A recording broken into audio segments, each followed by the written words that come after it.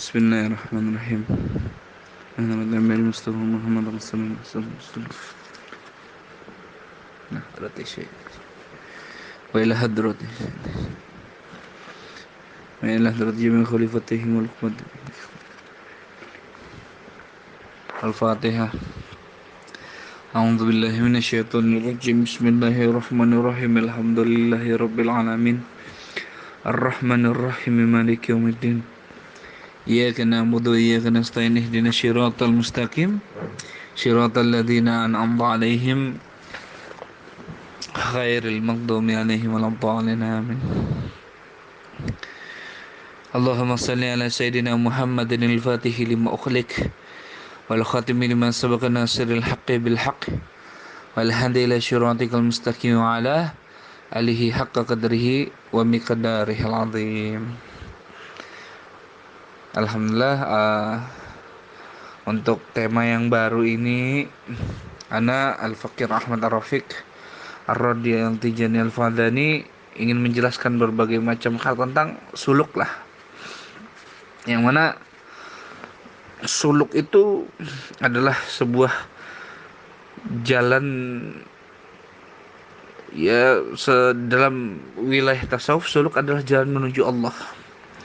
Yang mana bekal itu dia dapatkan dari dalil akli dan nakli, sehingga mereka aplikasikan dalam syariat, tarekat, hakikat dan ma'rifat. Nah, sehingga mereka bisa tuh berjalan menuju Allah, yang pastinya dengan bimbingan seorang mursyid. Oleh sebab itu dalam bab pertama ini, tema ini anak kasih nama adalah gambaran-gambaran, kayak gitu, gambaran-gambaran. Nah, untuk dalam hal ini anak ingin menjelaskan tentang ketakwaan. Sebelum untuk jalan kepada suluk, kita harus paham takwa itu apa dulu. Nah, buah dari takwa dan keburukan menuruti hawa nafsu. Nah,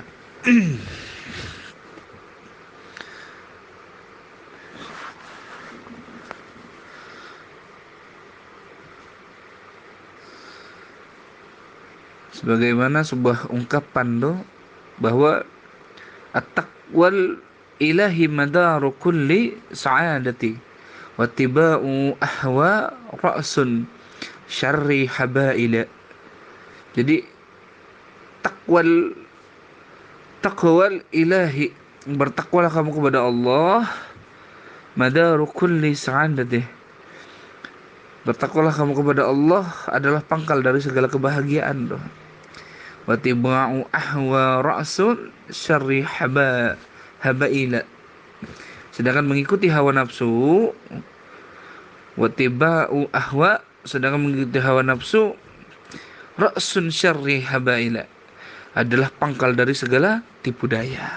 Nah, jadi takwa itu seperti ungkapan baginda Nabi, at-taqwa hahuna la hahuna, sambil at-taqwa hahuna, sambil menunjukkan tangannya ke dadanya, la hahuna, sambil menunjukkan tangannya kepada lisannya. Jadi takwa itu bukan hanya lisan. Takwa itu adalah cahaya yang Allah tembakkan di dalam rohani seorang hamba, itu takwa. Nah, tapi kebanyakan kita ini mengungkapkan takwa itu hanya lisan aja. Tapi ketika kita diuji oleh Allah tentang ketakwaan kita masih celeng gitu, gampang hancur dan ambruk atas keadaan. Kenapa? Karena takwanya masih lisan, kayak gitu. Karena takwanya masih lisan, sehingga ketakwaan itu sulit sekali untuk digapai untuk orang-orang yang benar-benar tidak berjalan pada syariat, tarekat, hakikat dan makrifat. Oleh sebab itu, pengertian takwa itu apa kalau kayak seperti itu? Nah, pengertian takwa yang mana di dalam kitab Kifayatul Al-Atqiyah itu diungkapkan ibaratul anima tisali awamirillahi wajtinabi nawahihi zahiran wa batinan ma'asatith'ari ta'zimi lillahi wal haibati wal khasyayati wal rahbati minallahi ta'ala. Ibaratnya itu animtisal, ibarat takwa itu ibarat dari suatu tindakan tuh gitu, yang apa, awamirillah, yang mengikuti perintah-perintah Allah kayak gitu.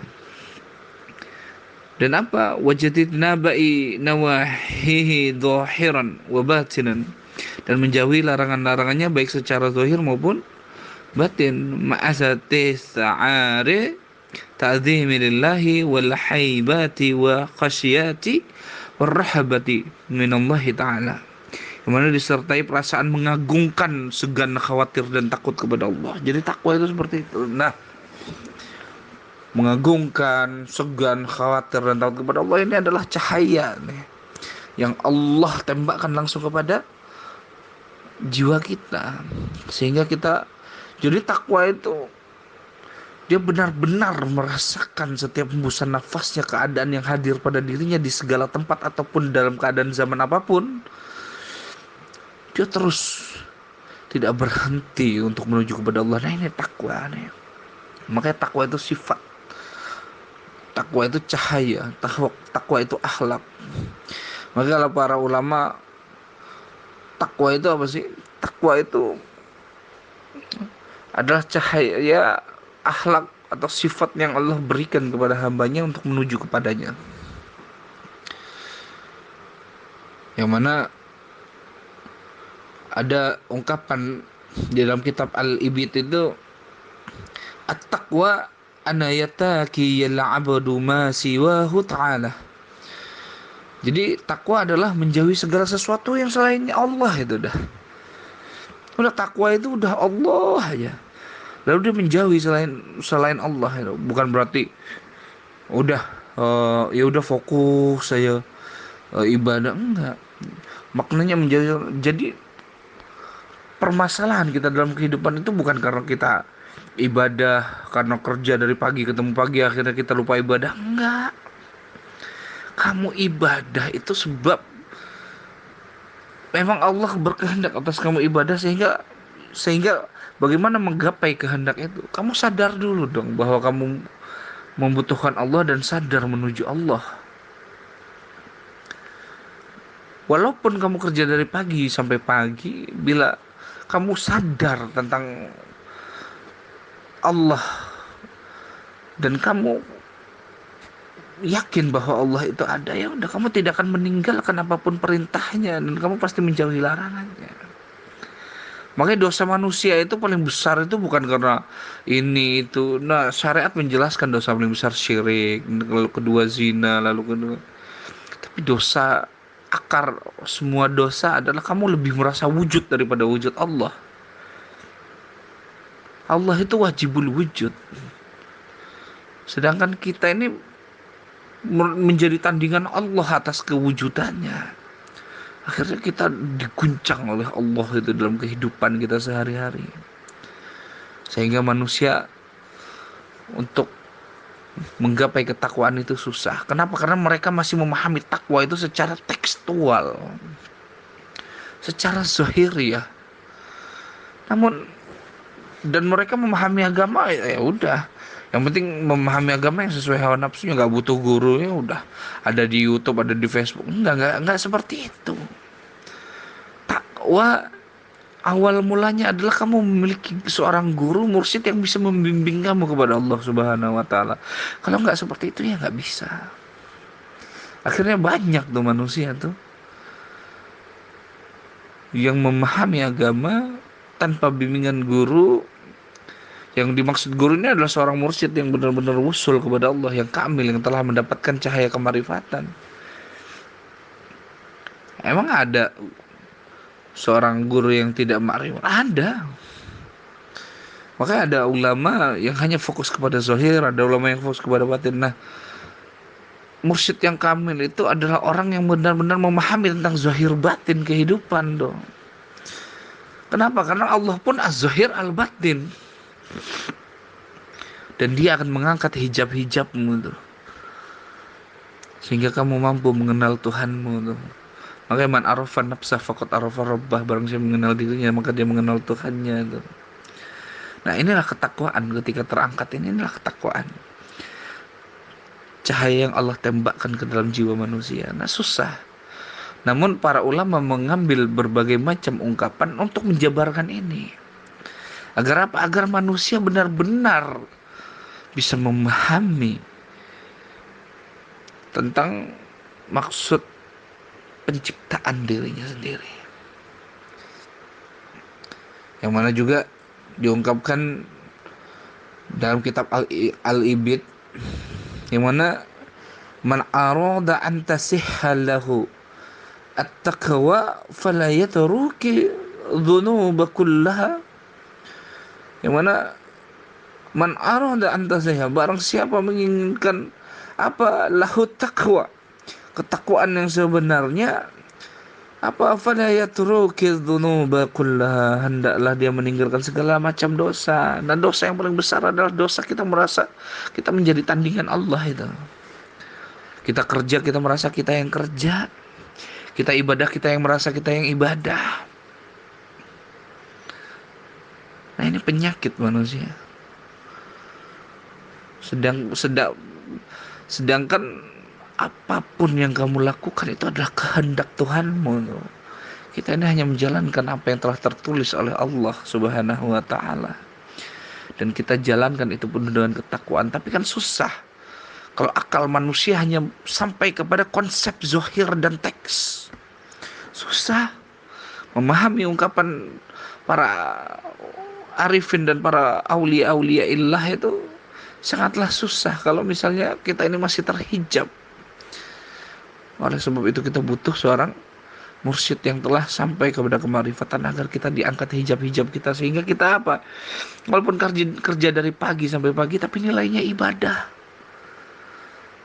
Walaupun kerja dari pagi ketemu pagi tapi kita tidak meninggalkan apapun yang dia perintahkan. Makanya tasawuf tidak keluar dari konsep Al-Quran dan As-Sunnah.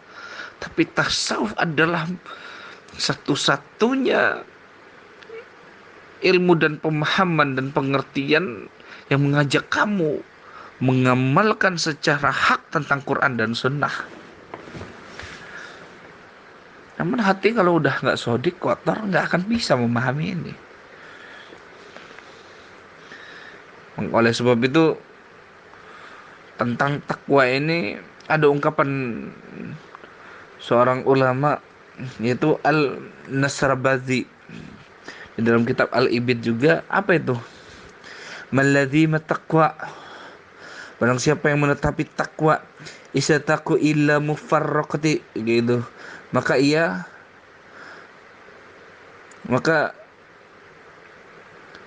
akan merindukan mufarraqati dunia, merindukan untuk segera meninggalkan dunia yang fana ini tuh.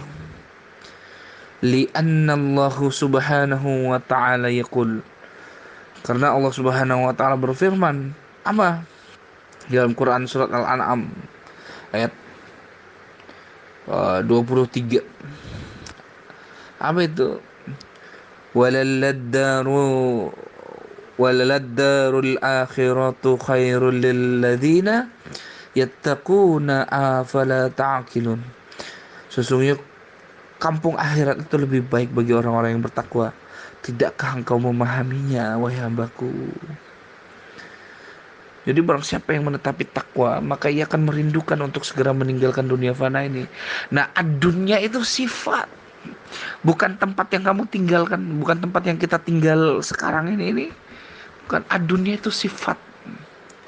Makanya Islam tidak melarang kamu kaya, Islam melarang kamu hubud dunia. Dunia itu sifat, karakter yang dunia ciptakan di dalam diri kita. Nah, thariqah tasawuf itu untuk mengikis ini koreng-koreng jiwa kita ini. Kenapa? Karena kita betapa tebalnya hawa nafsu kita ini. Makanya bayi ketika lahir tuh suci, dan dia sangat, karena hijabnya masih tipis antara hamba dan Allah, makanya penuh dia kan. Makanya bayi itu suci, dia nggak bergelimang dosa. Tapi orang tuanya kasih makan, kasih ajari dia berkehendak, akhirnya hawa nafsu itu berkembang dan makin tebal. Sehingga ketika hamba itu memahami tentang nikmatnya dunia, akhirnya masuk dunia itu dalam diri kita. Bukankah ketika kita mencintai seorang wanita, maka kita mulai mencuri sifat wataknya?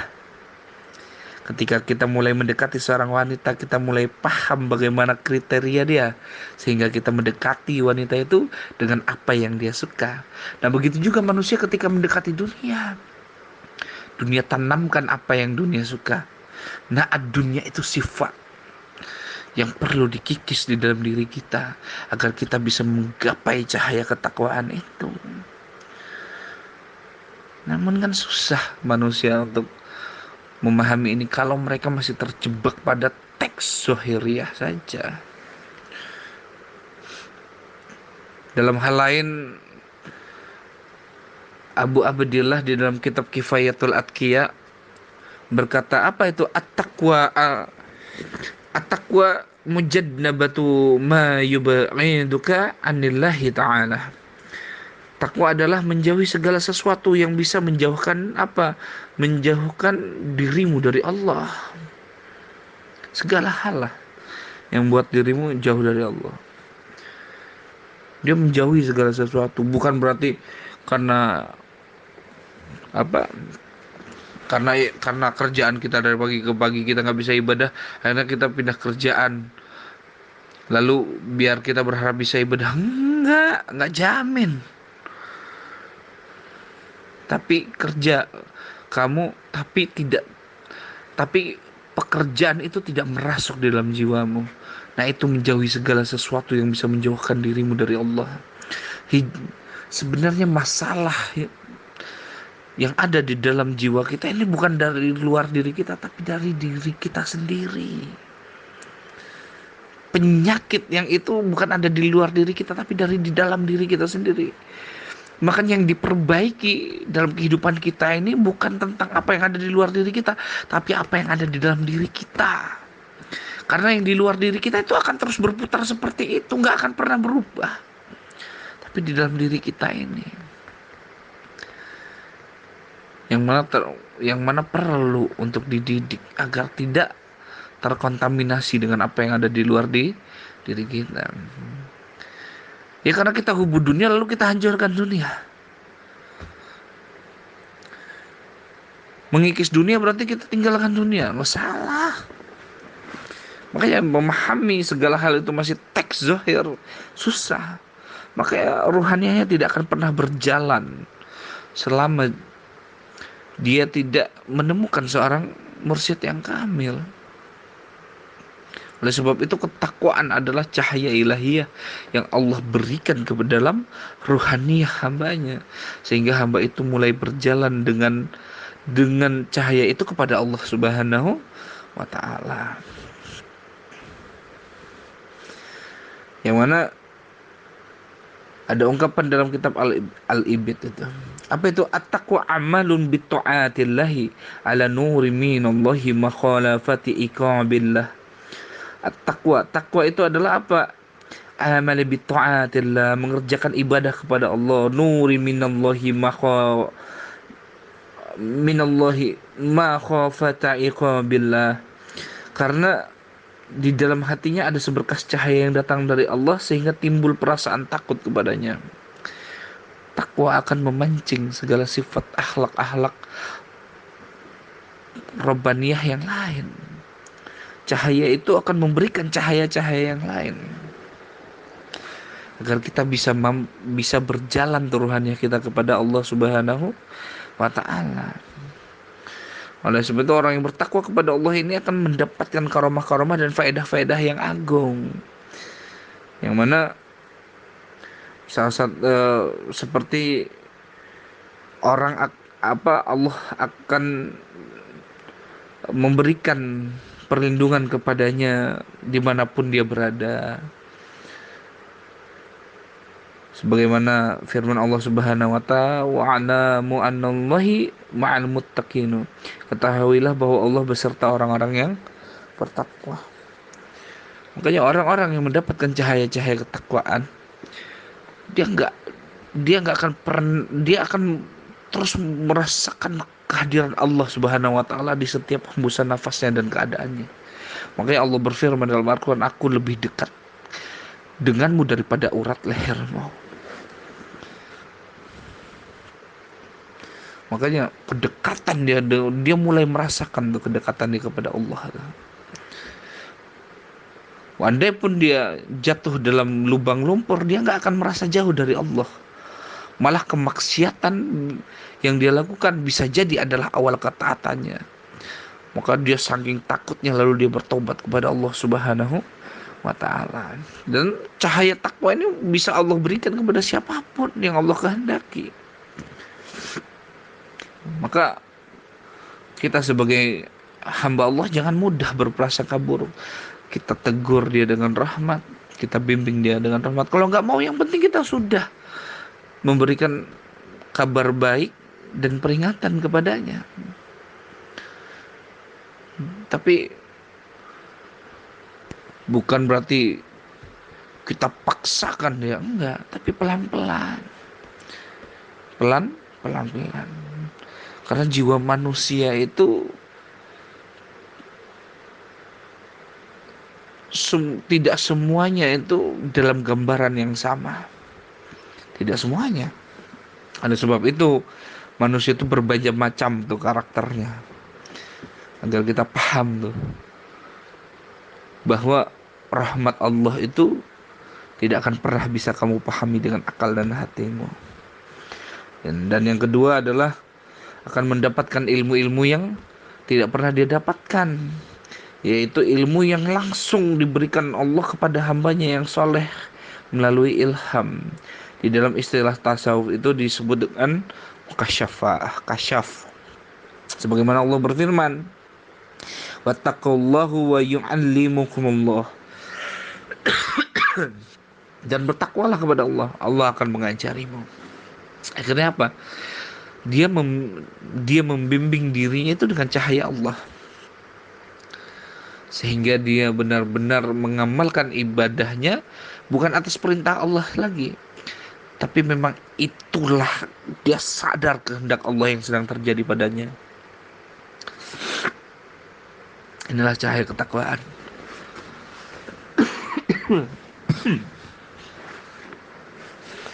Nah, banyak manusia yang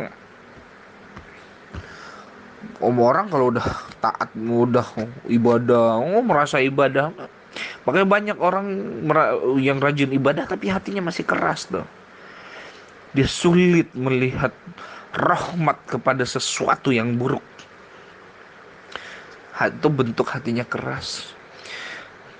Lisannya berkata Allah adalah Tuhanku, tapi hawa nafsunya berkata aku masuk surga bukan karena rahmat Tuhanku tapi karena amal ibadahku. Wah, ini syirik khofiyah, syirik yang sangat-sangat samar tuh. Makanya baginda Nabi bersabda dalam sebuah hadis Bukhari, yang kutakutkan dari umatku bukan Dajjal, tapi yang kutakutkan dari umat-umatku adalah syirik yang khafi, syirik yang samar. Nah, mereka yang hanya memahami agama secara teks, banyak Tuhan tuh di dalamnya, tapi lisannya berkata Allah. Makanya Allah besok di akhirat itu ada seorang hamba yang datang kepada Allah lalu berkata, ya Allah, masukkan aku ke dalam surgamu. Kenapa? Karena aku telah beramal ibadah kepadamu. Lalu Allah hembus tuh amal ibadah bagaikan debu yang berterbangan tuh. Karena ketakwaan itu nggak dia dapatkan. Dia meremehkan bagaimana Allah memberikan jalan-jalan rohani, sehingga dia nggak mau mempelajari jalan-jalan rohani kepada orang-orang yang telah bermarifat mengenal Allah Subhanahu wa taala. Yang mana selanjutnya orang yang mendapatkan cahaya ketakwaan akan diberikan jalan keluar dari segala kesulitan tuh. Diberikan kemudahan, pahala yang agung, dan akan mendapatkan rezeki dari arah yang nggak pernah disangka-sangka. Sebagaimana Allah berfirman, "Wa man yattaqillahi yaj'al lahu makhrajan wa yarzuqhu min haitsu la yahtasibu." Wa man yattaqillahi, barang siapa yang bertakwa kepada Allah, gitu. Yaj'alu lahu makhrajan, maka dia akan memberikan apa? Jalan keluar tuh, wa yarzuqhu, jalan keluar baginya untuk mendapatkan apa? Rezekinya tuh dari arah yang apa? La yahtasibu, yang nggak akan pernah bisa dia sangka-sangka tuh. Makanya orang yang takwa itu nggak pernah merasa khawatir, dia sadar bahwa jaminan Allah itu pasti. Makanya kalau kita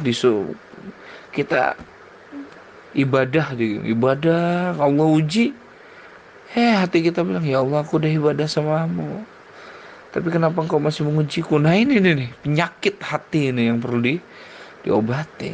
Banyak banget orang yang udah merasa ibadah, hatinya seperti ini, jiwanya seperti ini rusak ini.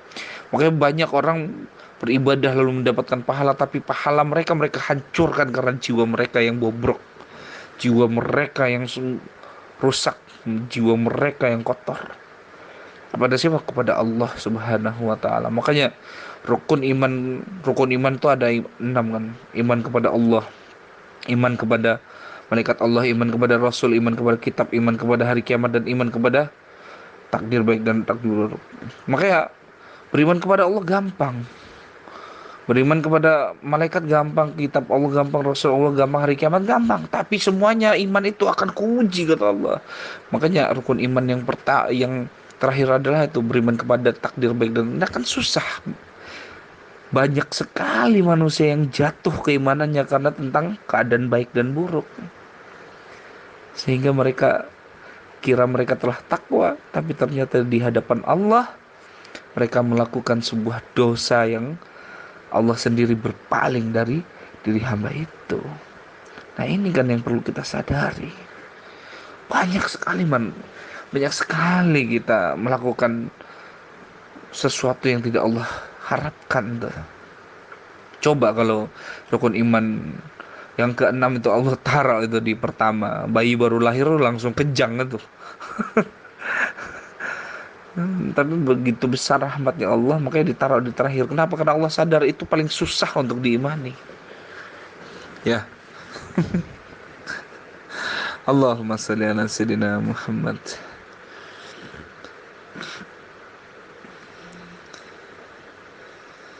Lalu Allah juga, dan orang yang mendapatkan cahaya ketakwaan ini, dia masuk ke dalam surga Allah Subhanahu wa taala.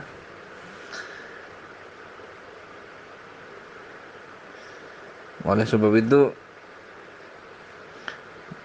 dalam bab pertama ini tentang ketakwaan, yuk kita sadari diri kita dari apa yang telah kami sampaikan.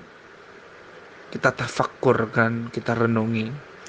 Jangan jadikan landasan ilmu apa yang telah kami sampaikan, tapi jadikan sebuah wawasan yang membuat antum semua untuk belajar dan bergerak untuk mencari seorang mursyid yang usul, yang telah bermakrifat, agar dibimbing ruhaniamu kepada Allah Subhanahu wa taala. Kalau dari YouTube, Facebook, atau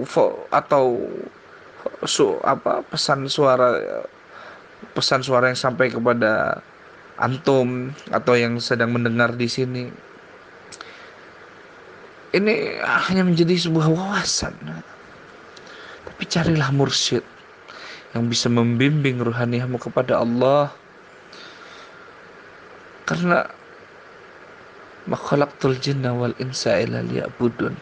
Tidaklah kuciptakan jin dan manusia kecuali hanya untuk menyembah Allah. Sehingga kamu paham ketika kamu bekerja, kamu dalam cahaya ketakwaan. Ketika kamu sedang mengurus rumah tangga, kamu dalam cahaya ketakwaan. Ketika kamu sedang membesarkan anakmu, kamu dalam cahaya ketakwaan. Ketika kamu dalam keadaan yang sulit, kamu dalam cahaya ketakwaan. Ketika kamu dalam keadaan senang, kamu dalam cahaya ketakwaan. Ketika kamu dalam keadaan susah pun, kamu dalam cahaya ketakwaan. Dalam keadaan baik, kamu dalam cahaya ketakwaan. Dan dalam keadaan buruk pun, kamu dalam cahaya ketakwaan. Sehingga kamu benar-benar berjalan dengan cahaya takwa itu menuju Allah dalam keadaan apapun, di setiap nafasmu, di setiap degup jantungmu. Sehingga apa? Sehingga kita benar-benar kembali kepada Allah dalam keadaan diridhoi. Sebagaimana firman Allah, ya ayyuhal nafsul mutmainnah irji'i ila rabbika radiyatan mardiyah wadkhulil ibadi wadkhulil jannati. Jiwa-jiwa yang tenang, tenang dulu jiwamu. Makanya cahaya ketakwaan itu memberikan ketenangan. Maka Allah berfirman, la yakhafun wa la yahzanun. Oh, kekasihku itu gak punya rasa khawatir dan rasa takut, was-was tentang keadaannya di dunia dan di akhirat. Kenapa? Karena jiwanya tenang. Ya ayyuhan nafsul mutmainnah irji'i ila rabbika radiyatan mardiyah. Kembali kamu kepada Allah, ridho dulu kamu dengan ketentuan yang Allah berikan kepadamu hari ini, sehingga Allah meridhoimu. Dan kembalilah kamu kepada Allah dengan keadaan meridhoi dan diridhoi. Dan masuklah kamu dalam golongan hamba-hambaku, maknanya kekasih-kekasih Allah. Dan masuklah kamu ke dalam surga-surga Allah. Dengan penuh apa? Dengan penuh rasa mengharapkan rahmat yang besar dan rasa takut kepada Allah Subhanahu wa taala. Sebagaimana baginda Nabi Muhammad SAW apa? Innal akhwafa ma akhafu ala ummati ittiba'u al-hawat wa tulul amani wa fa amma ittiba'u al-hawa fayasuddu 'anil haqqi wa amma tulul amali fuyunsil akhirah. Sesungguhnya sesuatu yang sangat aku takutkan. Innal akhawafa, sesungguhnya yang sesuatu yang sangat aku takutkan atas apa? Ma'akhafu ala ummati, atas umat-umatku itu adalah apa? Ittiba'ul hawat wa tulul amal, adalah mengikuti hawa nafsunya dan berangan-angan. Atas apa? Fa'amma ittiba'ul hawa, atas apa? Atas berangan-angan akan kehidupan lama di dunia. Jadi seakan-akan lama aja hidup di dunia itu. Karena apa? Ittiba'ul hawa, karena mengikuti hawa nafsu itu tuh. Fayasuddu 'anil haqqi, karena menuruti hawa nafsu itu akan menghalangi kebenaran tuh.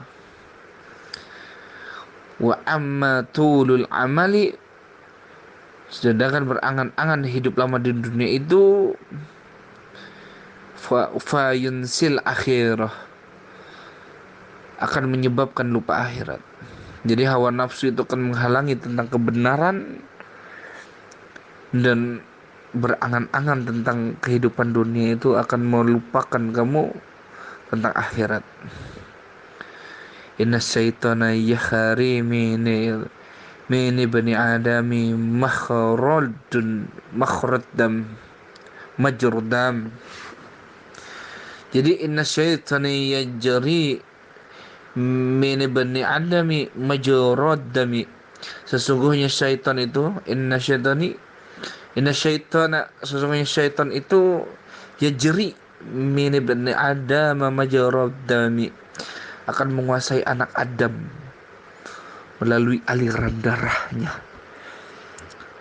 Makanya hati-hati kita cari kita guru, punya guru mursyid yang kamil, yang usul agar rohani kita dibimbing. Bila antum semua mendengar dari kajian ini hanya wawasan aja, wawasan aja.